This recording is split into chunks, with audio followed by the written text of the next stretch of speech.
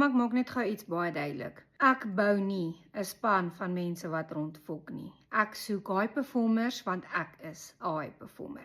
So die werk gaan op kommissiebasis wees. So as jy 'n gemaklike jobbie soek, dan is hierdie glad nie vir jou nie.